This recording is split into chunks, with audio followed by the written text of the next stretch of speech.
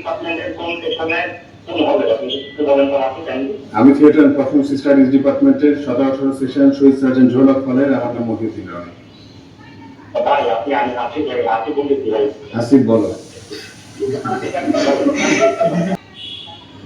এই তো আলহামদুলিল্লাহ কেউ কিন্তু বলেন তো। আচ্ছা, আমরা এখানে সাধারণ শিক্ষার্থী এসেছি ঢাকা বিশ্ববিদ্যালয়ের, ওনার ব্যাপারে কিছু অভিযোগ এসেছে। আমরা ওনাকে গিয়ে সরেজমিনে দেখাতে চেয়েছি যে আপনি সাধারণ শিক্ষার্থী আপনি কোন ডিপার্টমেন্টের কোন সেকশনের কোন হলে আপনি একটু বলেন তো আমাকে কাইন্ডলি। আমি থিয়েটার অ্যান্ড পারফরমেন্স স্টাডিজ ডিপার্টমেন্টের 17-18 সেকশন শহীদ সার্জন ঝোলক হলের। আমার নাম মহিউদ্দিন রনি।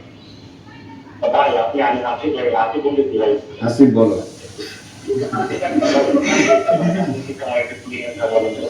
ব্যাপারটা এই যে এখানে যে এই লোক মূলত হচ্ছে শেখ হাসিনার নির্দেশে গত 5ই আগস্ট শেখ হাসিনার নির্দেশ দিয়েছিল যে যত আহত যে স্টুডেন্টে আসুক না কেন তাদেরকে কোনো ধরনের কোনো চিকিৎসা দেওয়া যাবে না, যার কারণে হচ্ছে এই লোকটাকে মহিউদ্দিন রনি সহ বাকি সবাই মিলে হচ্ছে আপনার ওর রুমটাকে ঘেরাও করছে। এবং দেখলেই তো আপনারা কি হলো যে তার কাছে তার মানে কার কাছে যেন ফোন দিছে যে এই অবস্থা থেকে বাঁচার জন্য, উল্টা মহিউদ্দিন রনির জুনিয়র হচ্ছে সেই ফোনটা ধরছে। মানে জিনিসটা আসলেই জাস্ট একটা মুভির মতো ছিল।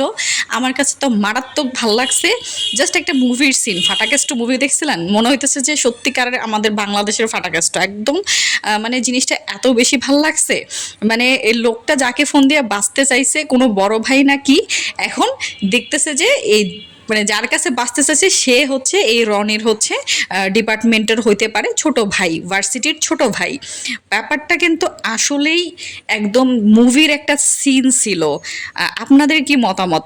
একে কি আমাদের বাংলাদেশের ফাটাকেস্ট হিসেবে বলা যায়? আপনারা কমেন্ট করে জানাবেন অবশ্যই।